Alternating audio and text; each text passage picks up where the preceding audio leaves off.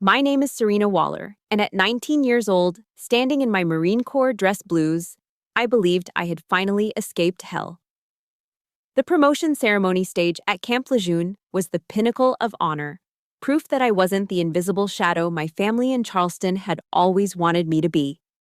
But as my name was called, my stepbrother, Jacob, walked in. In front of my entire command, he rushed the stage and drove his knee into my stomach.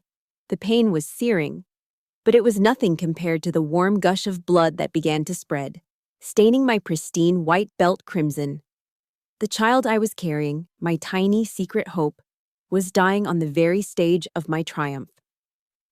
Amid the dead silence, I looked to my mother, searching for salvation. She just stared at the floor. And then Jacob roared. She deserved it. She's a disgrace to this family. They thought they had killed my future.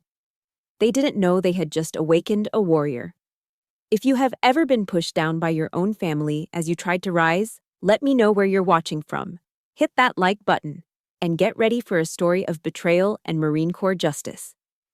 The air in the base auditorium at Camp Lejeune was thick with pride.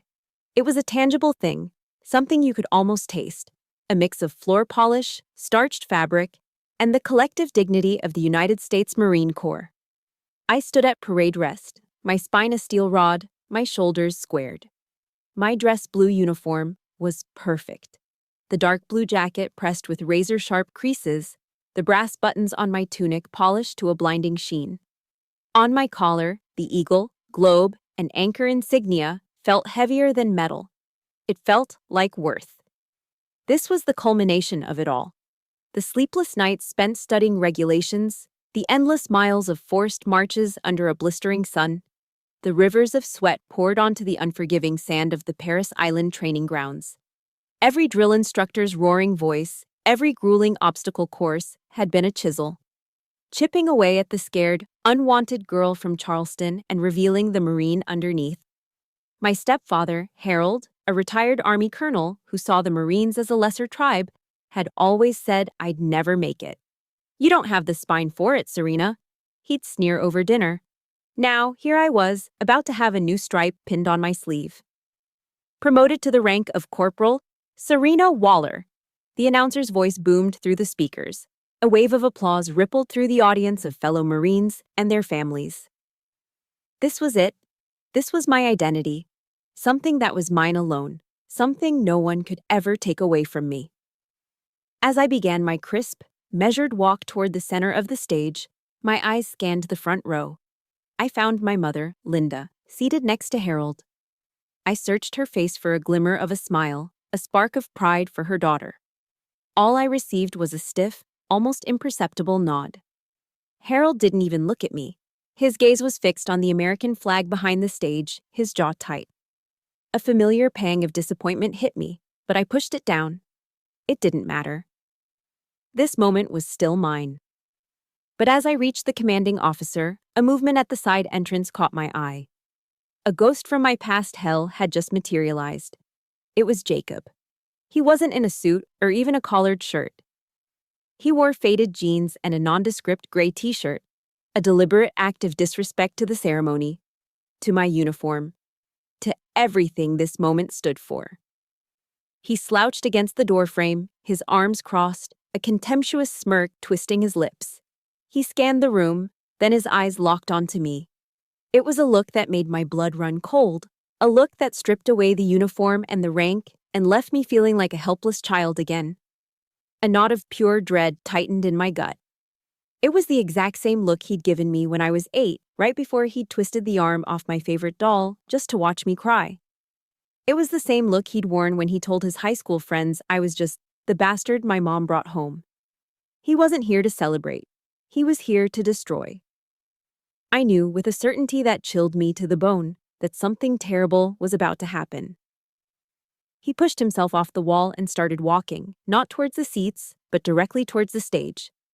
A few heads turned, confused. My commanding officer paused, his hand hovering over the new chevrons.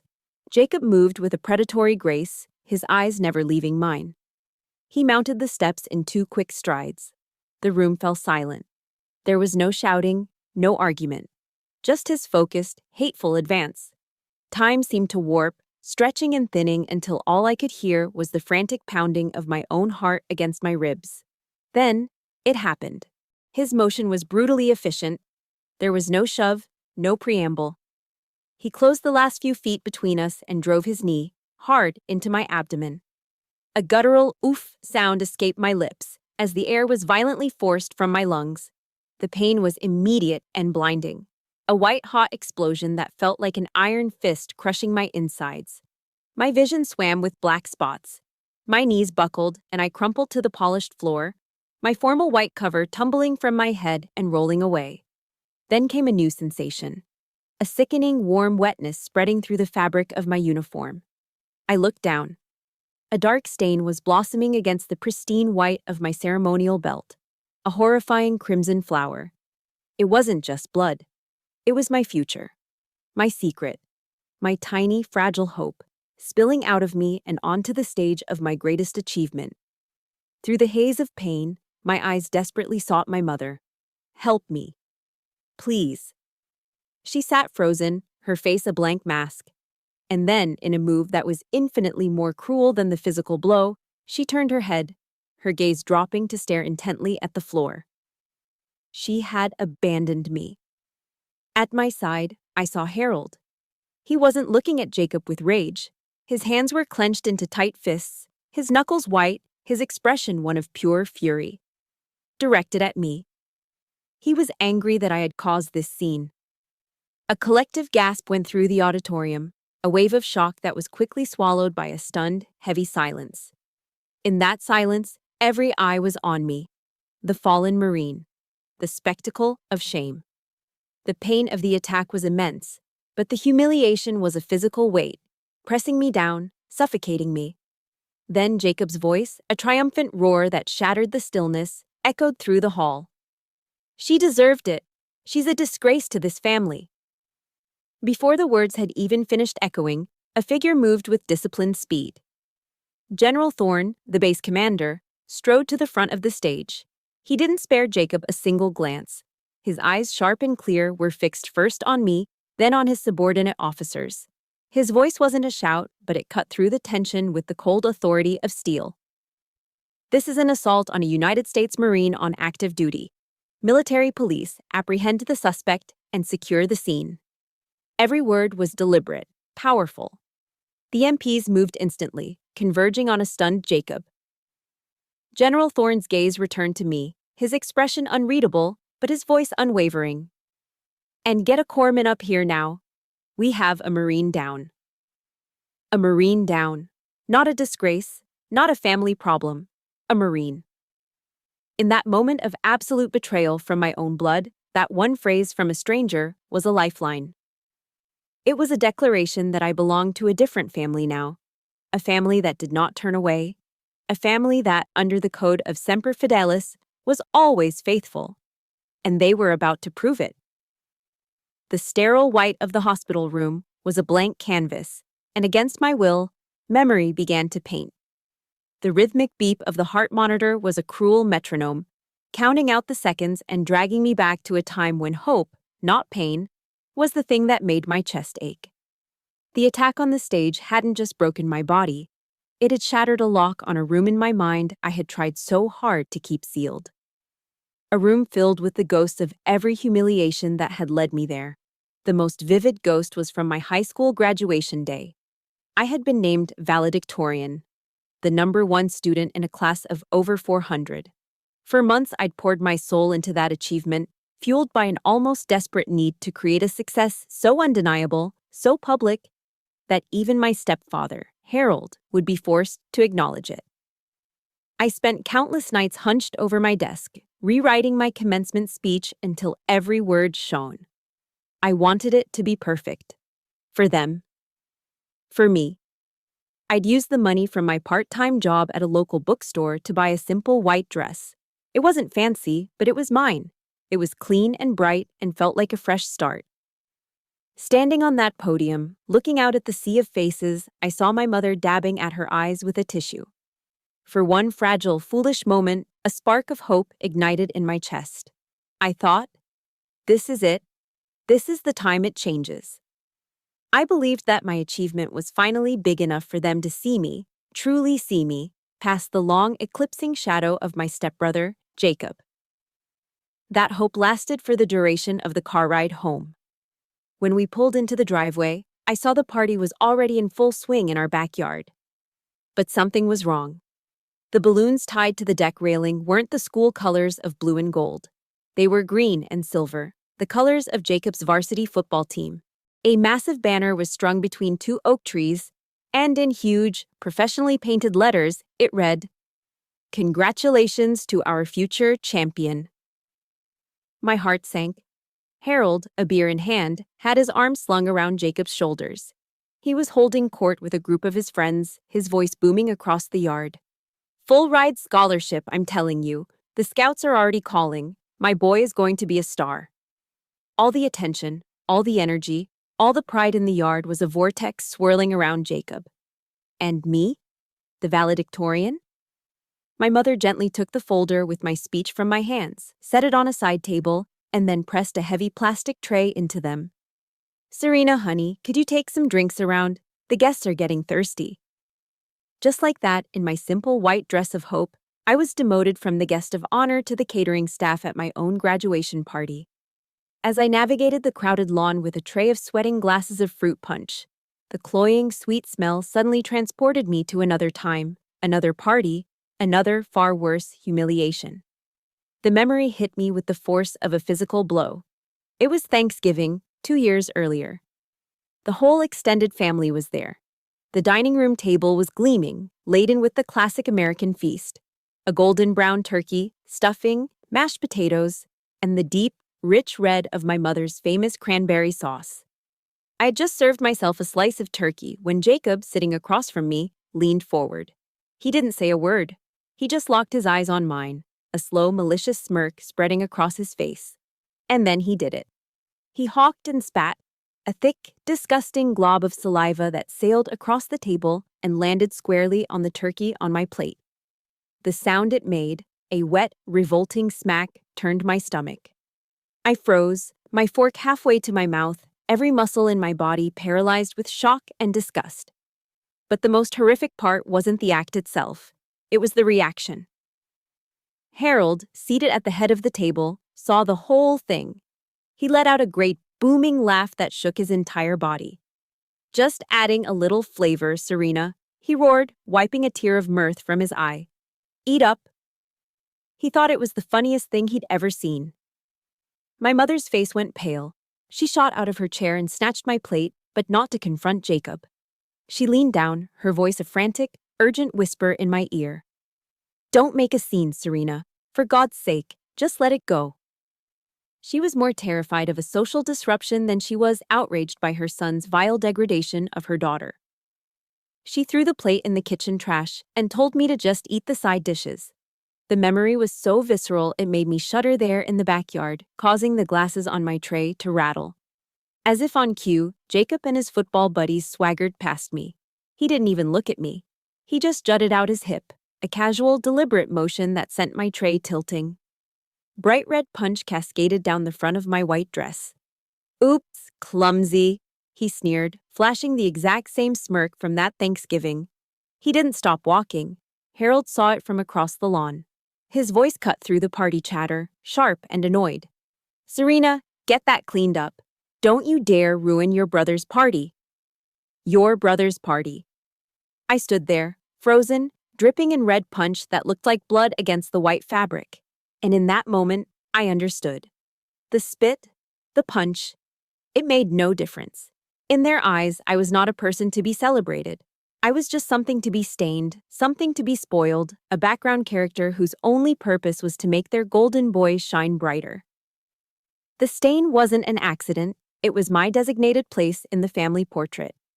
If you know exactly what it feels like to have your biggest accomplishment treated like it was nothing, hit the like button for every person out there who has felt invisible. And tell me in the comments one achievement of yours that deserved a parade. I want to celebrate it with you. That night, alone in my room, I stared at my reflection in the dark window. The proud valedictorian from the morning was gone, replaced by a girl in a soiled dress. her face streaked with tears she refused to let make a sound. The question that had been a whisper in the back of my mind for years finally screamed for an answer. Was there anywhere on this earth where I would be treated like a human being? The answer to that question was Paris Island. The bus ride to Paris Island, South Carolina, was the answer to the question I had screamed into my pillow. The air that hit me when the doors hissed open was like a physical wall, thick, humid, and buzzing with the deafening chorus of cicadas, the sound of the low country itself. Then came the human noise, the screaming. It tore through the air, raw and ferocious. From the throats of men and women in crisp uniforms and campaign hats, the legendary drill instructors. Get off the bus. You are no longer mommy's little darlings. You belong to the United States Marine Corps now.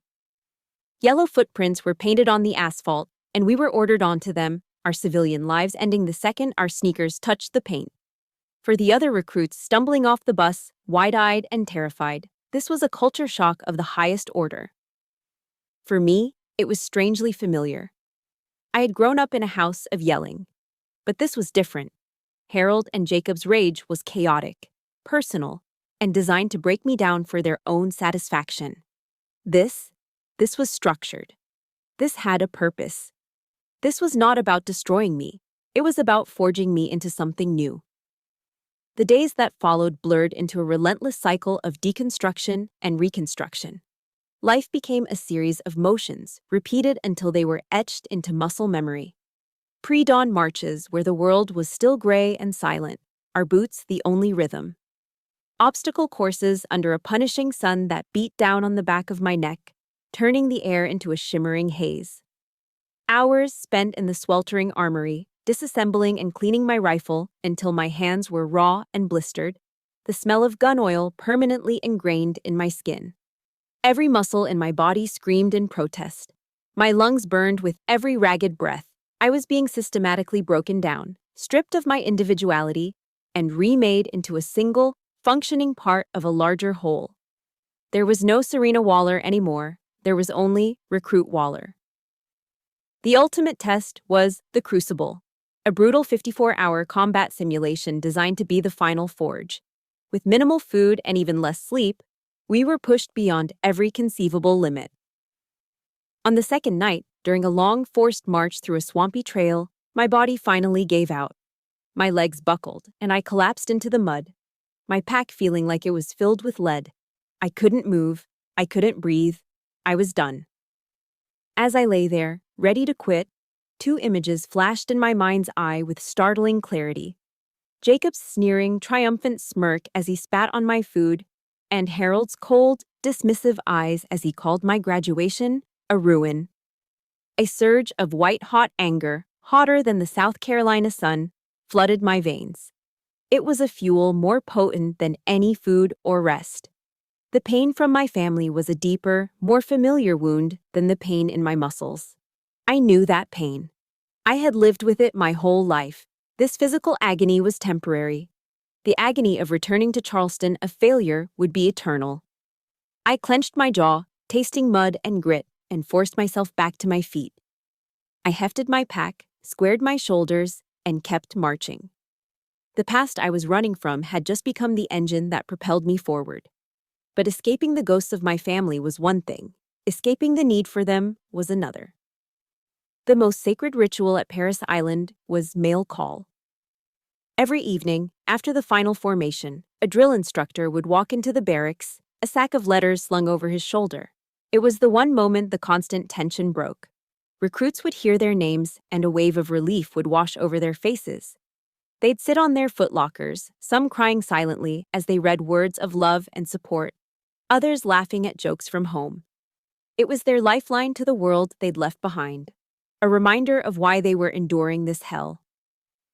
I sat on my own footlocker and watched, my heart a leaden weight in my chest. I had written 3 letters home to Charleston. Not begging, not complaining, just short factual notes about the training, about the challenges. I held on to a sliver of hope that my mother, seeing me truly trying to build a life, might send back a single line of encouragement. Anything. But my name was never called. The mailbox for Waller S. was always empty. the silence from Charleston was louder than any drill instructor's scream. It was a confirmation of my worthlessness, a final abandonment in my moment of greatest need. One evening, a tough-as-nails drill instructor, Gunnery Sergeant Reyes, a Hispanic woman with eyes that could bore through steel, noticed my solitary vigil. She'd been watching me for weeks. After mail call was over and the sounds of quiet sobbing and rustling paper filled the barracks, she walked over and stood before me. She didn't yell. She spoke in a low, measured voice that cut through the noise. "Waller," she said, "the family you're looking for isn't out there." She gestured vaguely towards the world beyond the base. "It's right here." She nodded towards the other recruits, my platoon sisters, who were sharing cookies from home and reading letters aloud to each other. "Look at the sisters by your side. This is your family now." Her words hit me harder than any physical blow ever had. She was right. The family defined by blood had failed me at every turn. But this new family, forged in sweat and mud and shared hardship, was all around me. The moment of truth came after we completed the crucible. We stood on the parade deck, exhausted, filthy, but standing tall. One by one, our drill instructors, the same people who had screamed us into dust for weeks, now approached us with a look of profound respect. Gunnery Sergeant Reyes stopped in front of me. In her hand, she held the sacred symbol we had bled for: the eagle, globe, and anchor. She looked me straight in the eye. "Welcome to the Brotherhood, Marine," she said, her voice thick with emotion. As she pressed the sharp pins of the insignia into the collar of my uniform, a pain I barely registered, something inside me finally broke. Tears, hot and uncontrollable, streamed down my face for the first time in 13 weeks. They weren't tears of sadness or pain. They were tears of arrival. For the first time in my entire life, I felt like I belonged somewhere. This uniform was my home. These women were my sisters. I had found my honor, my identity, and my family. Not in the manicured lawns of Charleston, but here, in the camaraderie forged by sweat and blood. Leaving Paris Island was like stepping out of a forge and into the real world again. I was posted to Camp Lejeune in North Carolina, assigned to a communications unit. The constant, high-stakes pressure of boot camp was replaced by the focused, technical demands of my job. The screaming of drill instructors faded, replaced by the crackle of radio static and the quiet hum of servers. Here, value wasn't measured in how much you could endure, but in how well you did your job and how much your fellow Marines could count on you. It was in this new, structured quiet that I began to cautiously unfurl the parts of myself I had kept locked down for years. It was here I met my first real friends. There was Maria, a fast-talking, perpetually cheerful Marine from a small town in Texas, who put Tabasco hot sauce on everything from her eggs to her apple pie, and wasn't afraid to tell a captain he was wrong. And then there was Ben, a quiet, steady guy from rural Ohio who could fix anything with a Leatherman and a roll of duct tape. He spoke in half sentences but could communicate more with a single nod than most people could with a full speech. They were my team. They didn't ask me about my family or where I came from. In the Corps, your past is less important than your present performance. They accepted me for the Marine I was, quiet, diligent, and utterly reliable. For the first time, I was part of a group where my worth was simply a given. I did my job, I had their backs, and they had mine. It was a simple, clean transaction of trust, and it felt more like home than my actual home ever had. My 19th birthday fell on a Tuesday. I didn't mention it to anyone. Birthdays in Harold's house were a non-event for me, usually forgotten, because they coincided with one of Jacob's football games or some other, more important family matter. I expected the day to pass just like any other: morning PT, a 12-hour shift, and then back to the barracks.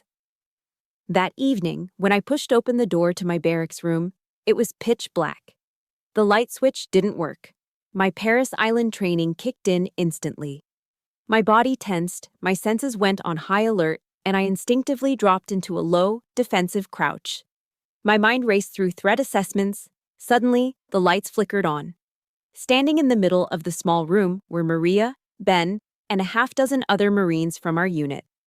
They were huddled around a cardboard box from the local pizza joint and were in the middle of a terribly off-key rendition of Happy Birthday. I just stood there, frozen in my defensive stance, blinking in the sudden light like a startled animal. I didn't know what to do. I'd never had a surprise party. I'd never had any kind of party. Maria, laughing at my reaction, came over and pulled me up. "Relax, Waller," she said, steering me toward the pizza. "At ease, Marine. It's your birthday." Ben held out a single, slightly lopsided cupcake with a cheap wax candle stuck in the frosting, its small flame dancing. They finished their song with a loud, enthusiastic cheer. I stared at the tiny flame, and my mind went completely blank. I didn't have any wishes prepared. I'd never been in a position to make one.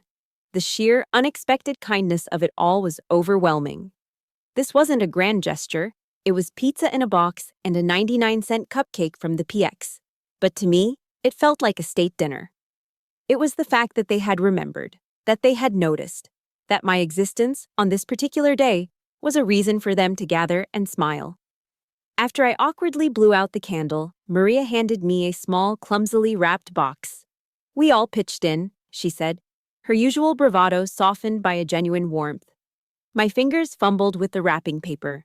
Inside, nestled on a bed of cotton, was a simple, elegant silver chain bracelet. It was thin and delicate, but as I picked it up, I saw a small metal tag attached to it. Etched into the silver were two words, the most sacred words in our world: Semper Fi. "It's short for Semper Fidelis," Ben said quietly, speaking a full sentence for once. "Always faithful." Maria put her hand on my shoulder. "So you remember you're never alone, you hear me?" she said, her Texas accent thick with sincerity. "You've always got us." That's when the dam I had so carefully constructed inside me finally broke. For all the years of silent endurance, for all the tears I had swallowed, this simple act of decency was the thing that finally brought them to the surface. I started to cry, not the quiet, hidden sobs of my childhood, but deep, shoulder-shaking sobs of profound, heartbreaking gratitude. It wasn't just a bracelet. It was a promise. It was an anchor. It was the first piece of evidence I had ever held in my hand that I mattered to someone. That night, I fell asleep with the bracelet on my wrist, the cool metal a comforting weight against my skin. For the first time in my life, I felt completely and truly safe. I felt loved. The warmth and security of my new family began to heal the old wounds. I started to believe that a different kind of life was possible. I even started dating another Marine, a nice guy from a different unit. It was a short-lived relationship, but it left me with an unexpected gift. One morning, after feeling off for a couple of weeks, I took a test from the base exchange. 2 pink lines appeared on the plastic stick almost instantly. Pregnant. A wave of ice-cold fear washed over me, followed by something else, something I hadn't expected. A fierce, quiet joy. This would be my family. A tiny human being that was mine to love, mine to protect. A child who would never, ever be made to feel the way I had. It was this newfound hope that led to my fatal miscalculation. I was getting promoted soon, a ceremony that represented my success and stability. I decided that this would be the perfect time to tell my family in Charleston. I imagined that the news of a grandchild, their first grandchild, might be the one thing powerful enough to finally bridge the chasm between us. It was a foolish, desperate hope, a naive and deadly one. The fragile peace I had built around myself at Camp Lejeune was shattered by a phone call. I had sent a letter to Charleston, a simple, formal invitation to my promotion ceremony. I didn't mention the pregnancy. I wanted to tell them that news in person, holding on to the naive hope that seeing my success, my uniform, and then hearing about their future grandchild all at once might somehow melt the years of ice. My mother called a few days later. Her number flashing on my screen gave me a jolt, a mix of childish hope and conditioned dread. I answered, my voice brighter than I felt. "Hi, Mom." There was no warmth in her reply. "Serena, I got your invitation." A pause. "Your stepfather and I were talking. Is it really necessary to have such a big ceremony?" I was stunned into silence. "What?" Well, you know your brother Jacob is having a hard time finding a job right now, she said, her voice dropping into a tone of gentle, conspiratorial reason. You being so successful, it makes him feel bad. It's putting a lot of stress on the family. I couldn't believe what I was hearing. The words were so absurd, so twisted that my mind struggled to process them. Mom, it's my promotion. It's part of my career in the Marine Corps. I didn't do this at him. I know that, sweetie, she cooed, and that single word, sweetie, was a weapon, designed to make me feel like an unreasonable child. But family is about supporting each other, isn't it? Try not to make everything about you. The call ended with her promising to see what they could do, leaving me with a familiar, bitter taste in my mouth. Guilt. It was an old poison, one they had fed me my entire life. I was the selfish one. I was the difficult one. I was the source of the family's problems. For a few hours, her words worked their dark magic. I sat in my barracks room, the calm order of my military life feeling a million miles away, and I actually wondered if I should cancel. Then Jacob called. The caller ID showed his name, and my hand trembled as I answered. There was no pretense, no manipulation, just pure, uncut venom. So, I hear you're getting another stripe, he sneered, his voice dripping with contempt. Don't get a big head. You think that uniform makes you better than anyone? Let me tell you something. You're still just the stray my mom dragged home. A stain. I stood perfectly still, my knuckles white as I gripped the phone. I didn't say a word. My silence only fueled his rage. I'm coming to your little party, he hissed. I'm going to show all your jarhead friends exactly what you are. The line went dead. My blood ran cold. It wasn't an idle taunt. It was a promise. An icy finger of real fear traced its way down my spine. The final call came from Harold. He didn't yell like Jacob or wheedle like my mother. He used the voice I remembered from my childhood, the one that made colonels and generals snap to attention. The voice of absolute, unquestionable command. Corporal Waller, he began, using my rank as an insult. I've been informed of your condition. You have disgraced the Waller name, and you have disgraced that uniform. This is an embarrassment. My breath caught in my throat. My mother had told him. She had betrayed my confidence before I even had a chance to share my news. I expect you to handle this problem of yours quietly and discreetly, he continued, his voice cold and hard as granite. And you will cancel that ridiculous ceremony. Do not force me to travel all the way to North Carolina to witness this family's humiliation in person.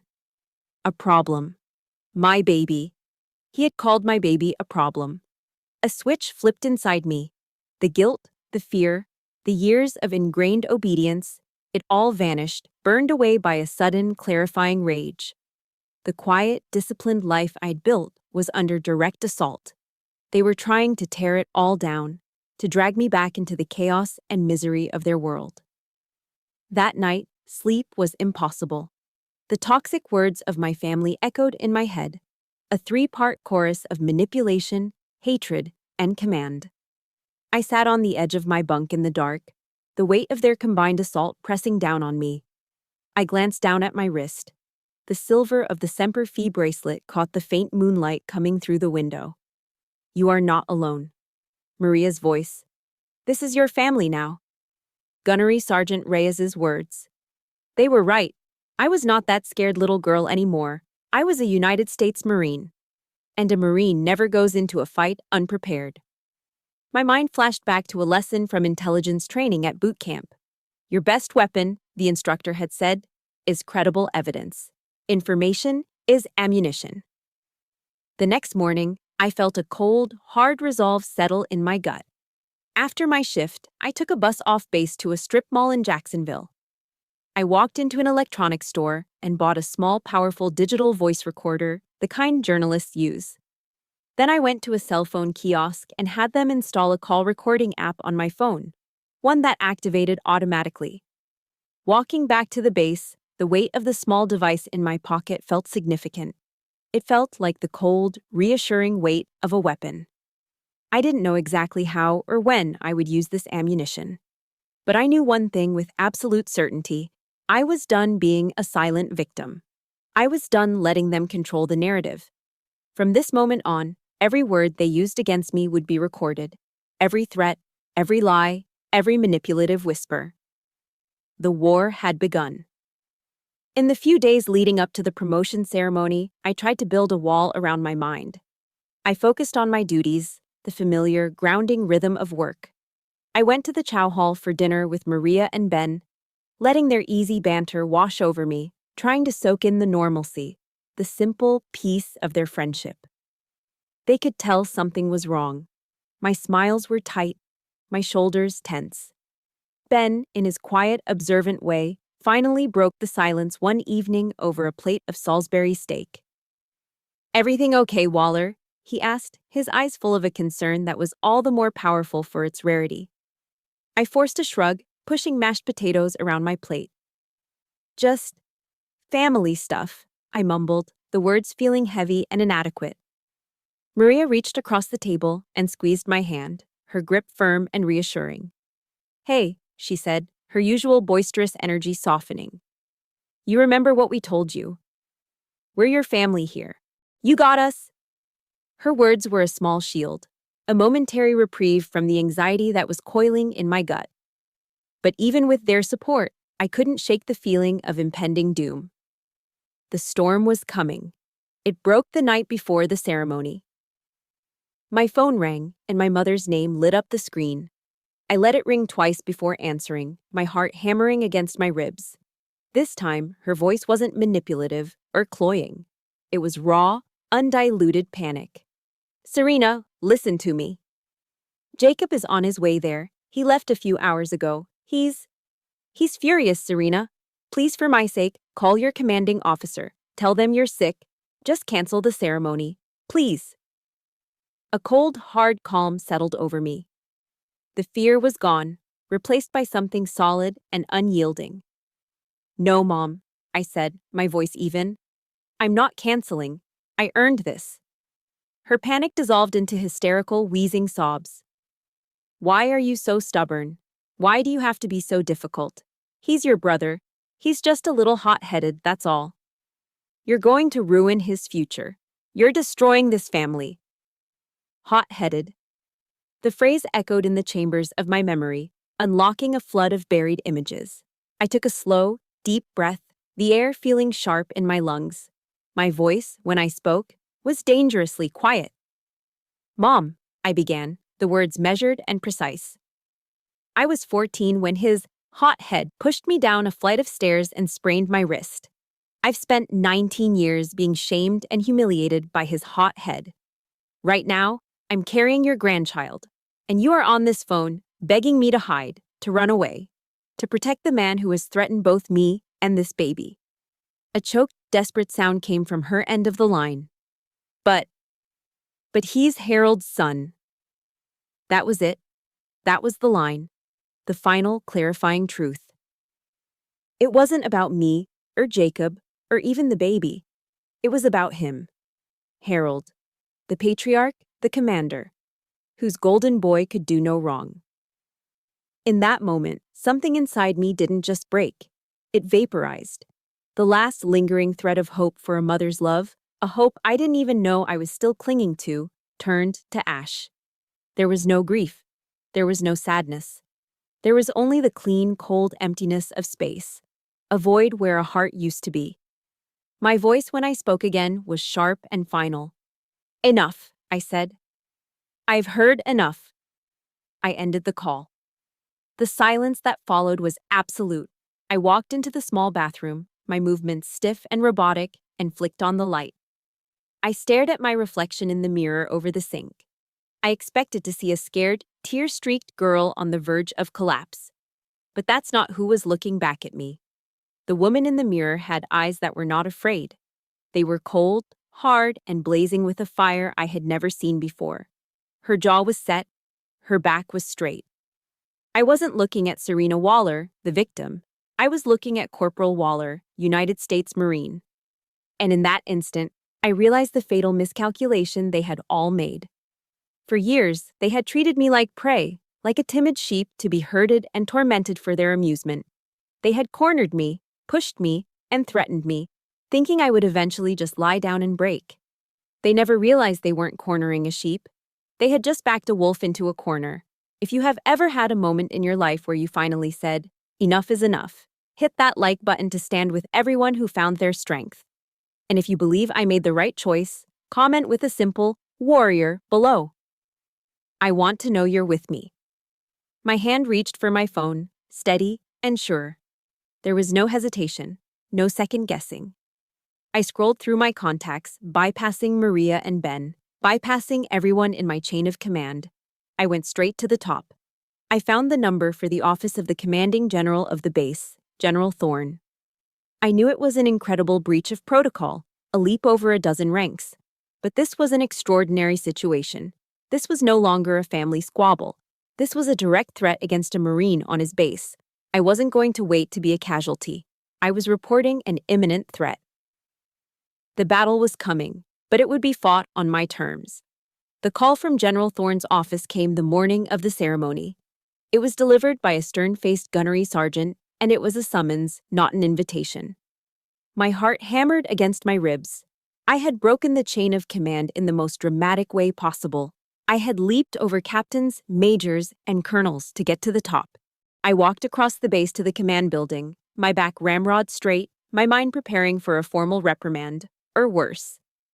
General Thorne's office was exactly as you'd imagine, large and imposing, the walls adorned with commendations, ceremonial swords, and the proud flags of the United States and the Marine Corps.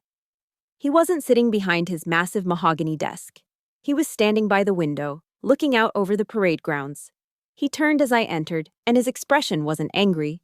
It was serious, unreadable. He gestured to one of the leather chairs in front of his desk. "Sit down, Corporal." I sat, my hands clasped tightly in my lap to keep them from shaking.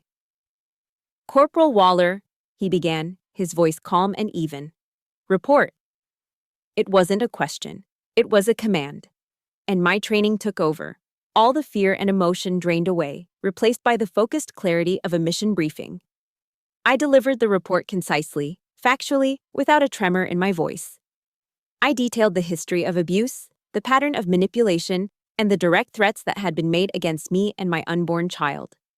I spoke not as a daughter, but as a Marine, reporting a clear and present danger. When I finished, the room was silent. General Thorne hadn't interrupted once. He had just listened, his gaze unwavering. "I have the recordings of the most recent calls, sir," I said, my voice steady. He nodded.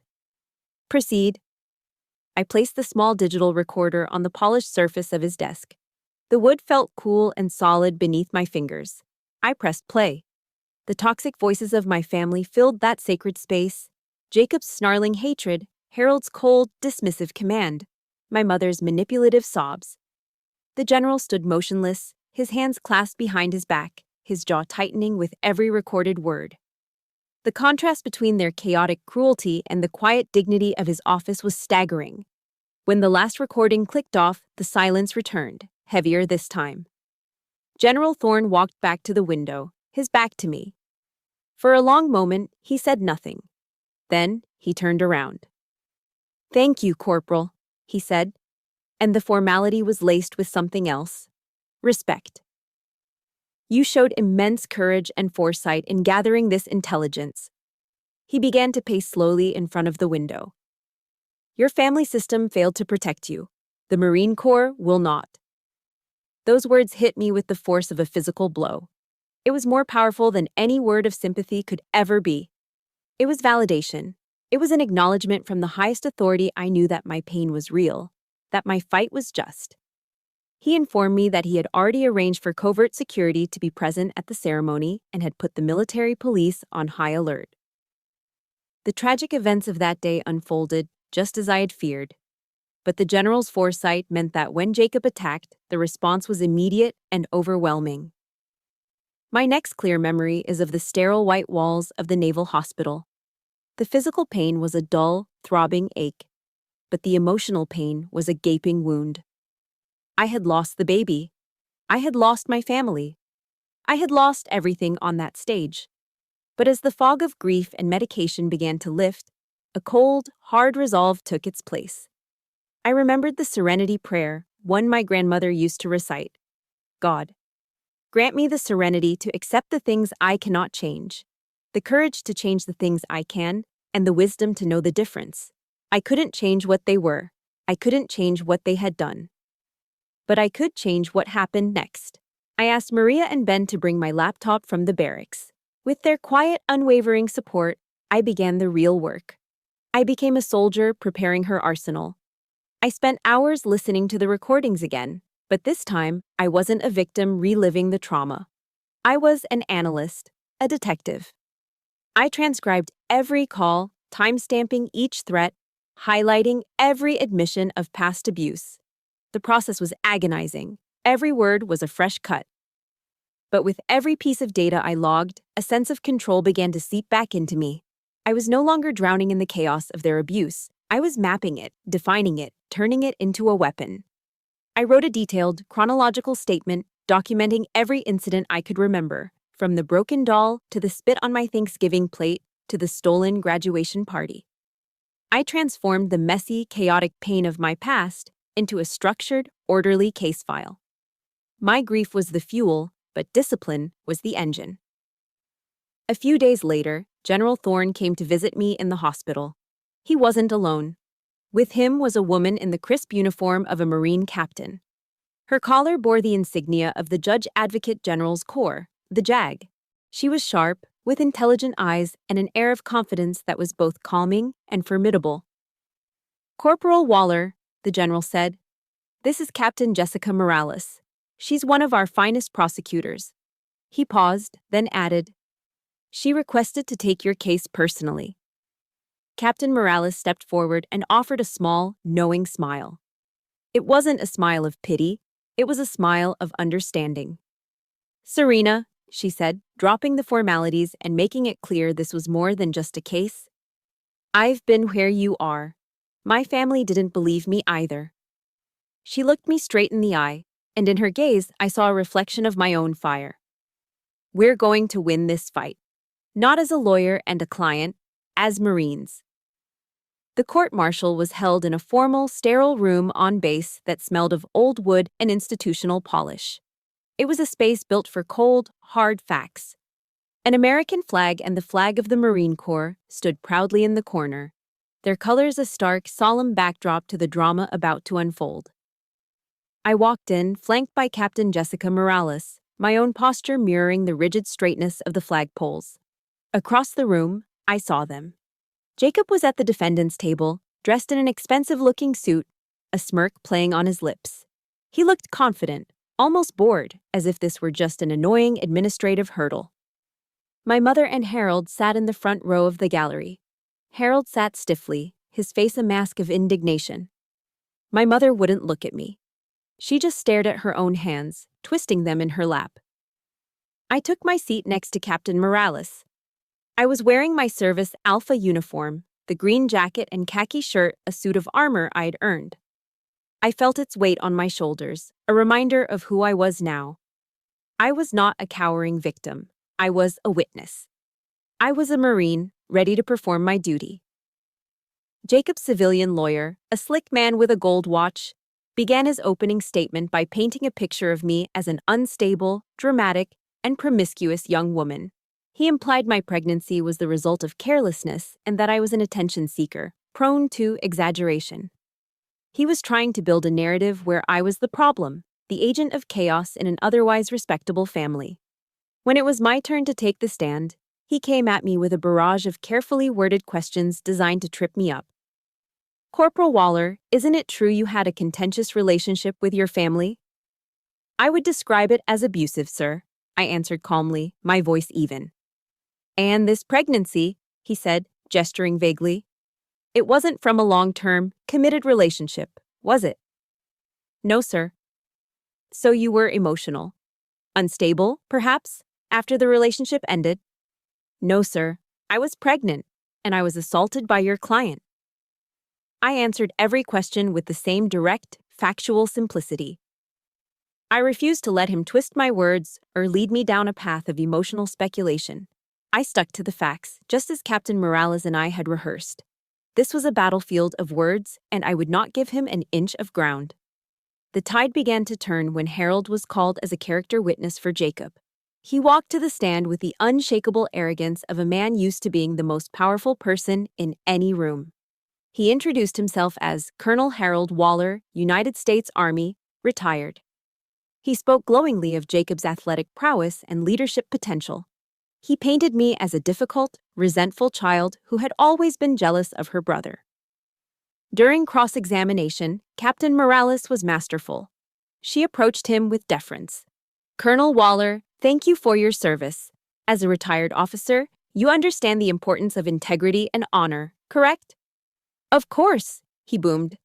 And you would agree that making a threat against a service member is a serious offense? Naturally. Then why? Captain Morales asked, her voice still respectful but with an edge of steel. Did you call Corporal Waller and order her to handle the problem of her pregnancy and cancel the ceremony, a direct attempt to intimidate a witness and cover up a threat? Harold's face turned a dangerous shade of purple. I have no idea what you're talking about, he blustered. Don't you? Captain Morales said, turning to the panel. Permission to play audio evidence file 3, Your Honor. The decisive blow, however, came when I was recalled to the stand. Captain Morales's questions were simple. Corporal Waller, did your family contact you in the days prior to the ceremony? Yes, Captain. Did they pressure you to cancel the event? Yes, Captain. What did they say? Jacob's lawyer shot to his feet. Objection. Hearsay. Your Honor, Captain Morales said smoothly.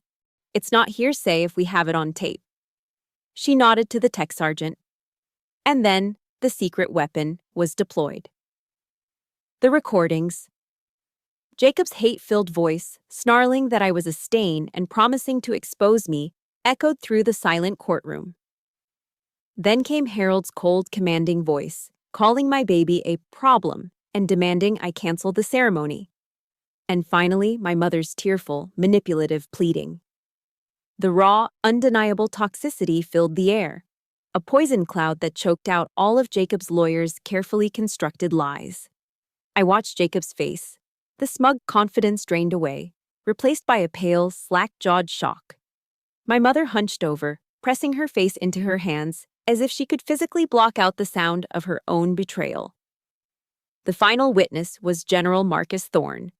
He took the stand with the quiet, immense gravity of a 4-star general. He described what he had witnessed at the ceremony, his testimony delivered in the clear, precise language of a military commander. He recounted the attack, Jacob's roar, and the state I was in when he reached me. Jacob's lawyer, desperate now, tried to cross-examine him. General, isn't it possible you misinterpreted a simple family dispute? General Thorne fixed the lawyer with a look of pure ice. Counselor, he said, his voice low but carrying to every corner of the room. I have served for 30 years in this corps. I know an assault when I see one. And what I saw on that stage was one of the most cowardly and dishonorable assaults I have ever had the misfortune to witness. His words landed with the finality of a guillotine. You could feel the entire case collapse.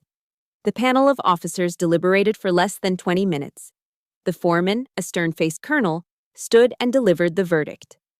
On the charge of assault, this court finds the defendant guilty.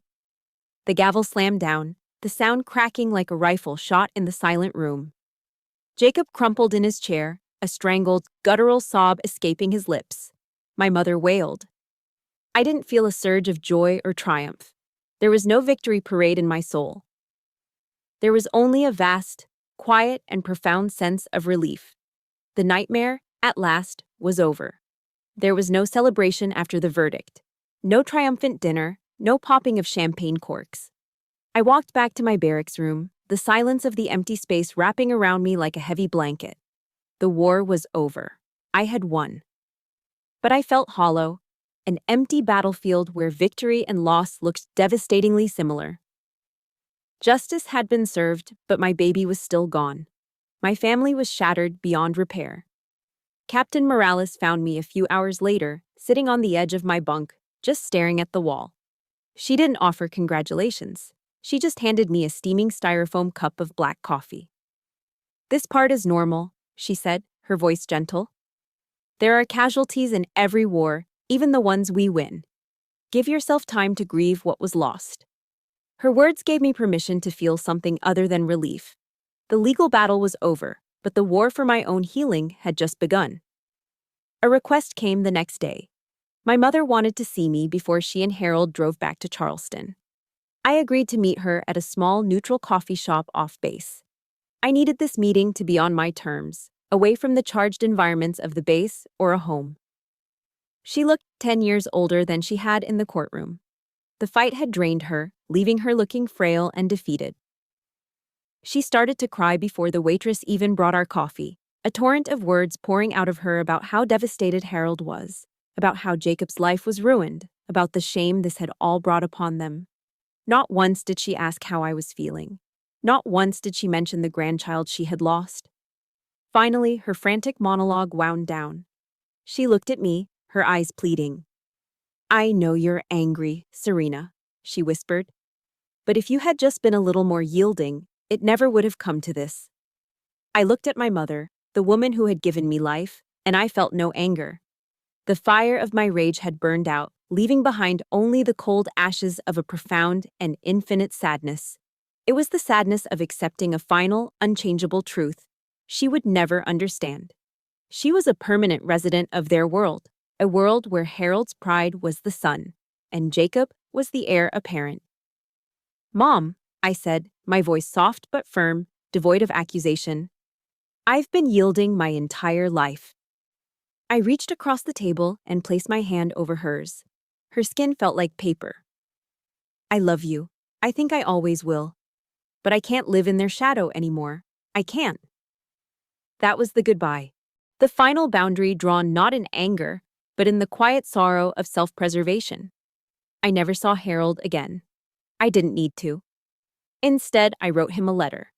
It wasn't long and it contained no blame. I simply wrote the truth. "Sir," I began, using the title he valued above all else. "You taught me that honor is everything to a soldier. I have tried to live by that creed. I chose to tell the truth, as difficult as it was, because it was the honorable thing to do.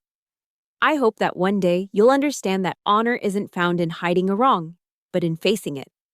I sealed the envelope and mailed it from the base post office. I didn't expect a reply, and I never got one. It wasn't for him. It was for me.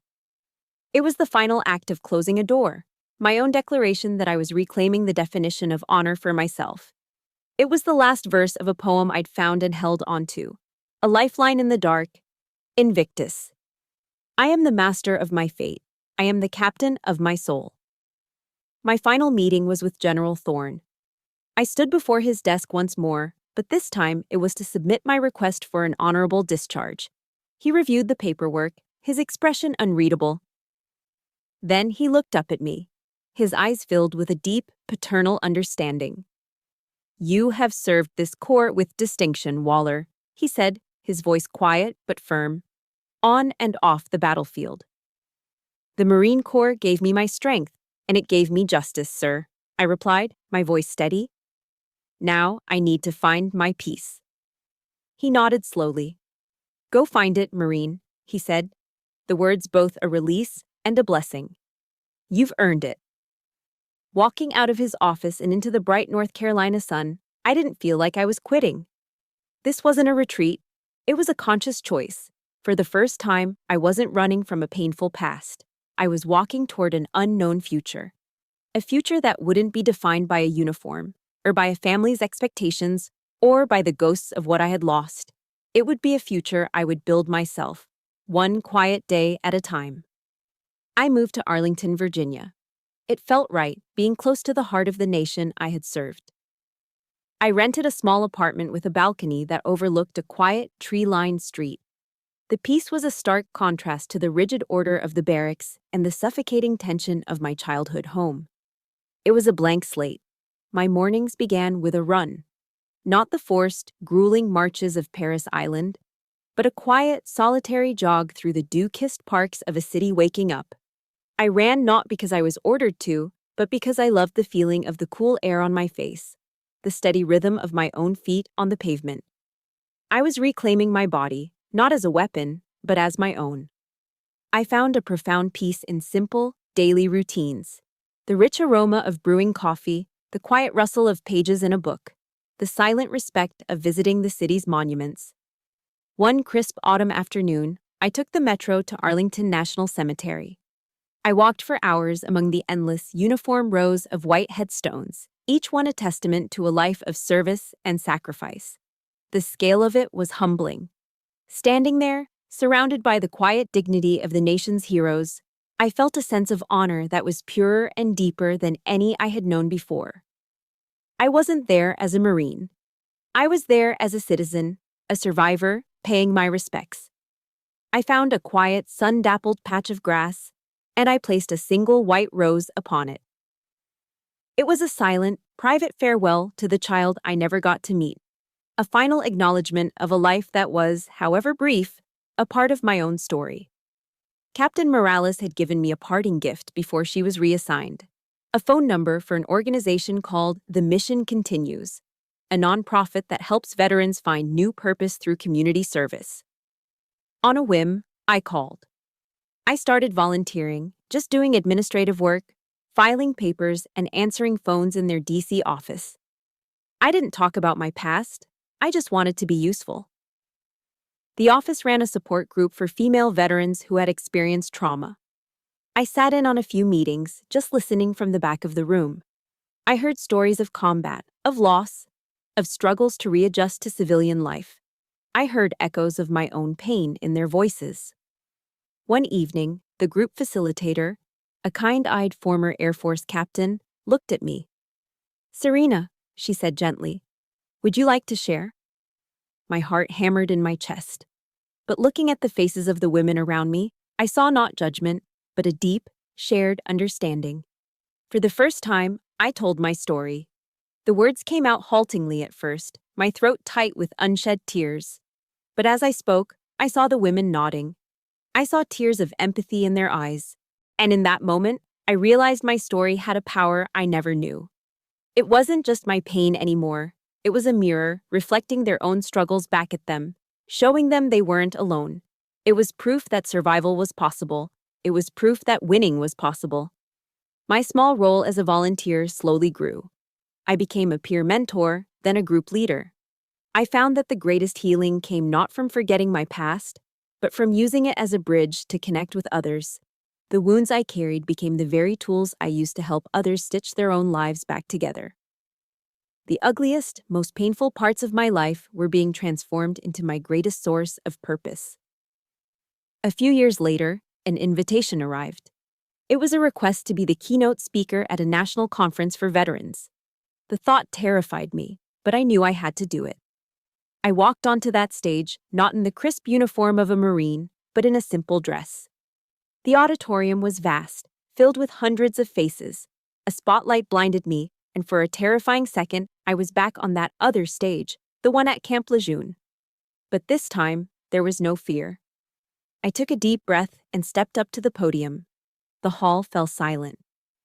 "The last time I stood on a stage like this," I began, my voice clear and steady, amplified by the microphone, "I lost everything." I told them my story, all of it, not with the anger of a victim, but with the calm clarity of a survivor who had navigated the darkness and found her own way into the light. The story ends here, but my life did not. It began. This morning, I woke before the sun. I stood on the balcony of my small Arlington apartment, a warm mug of coffee in my hands. I watched as the first rays of dawn crept over the horizon, catching the iconic dome of the U.S. Capitol building in the distance and setting it ablaze with golden light. I can still feel the faint, silver line of the scar on my abdomen, a permanent reminder of the battle I fought. But it doesn't ache anymore. It's a part of my map, the proof that I was tested and I endured. I don't forget the past, but I am no longer its prisoner. I have redefined honor, loyalty, and family on my own terms. My name is Serena Waller, a Marine, a survivor, a warrior. And I have finally found my own dawn. Thank you for listening to my journey. My story is proof that our deepest wounds can become our greatest strengths, and that we all have the power to create our own dawn. If you're on a journey of healing, I see you, and you are not alone. Tell me in the comments one thing you are looking forward to in your own new day. I would be honored to read it. If this story gave you hope, please hit the like button and subscribe for more stories of resilience. Your support helps create this space where we can all heal together. Thank you.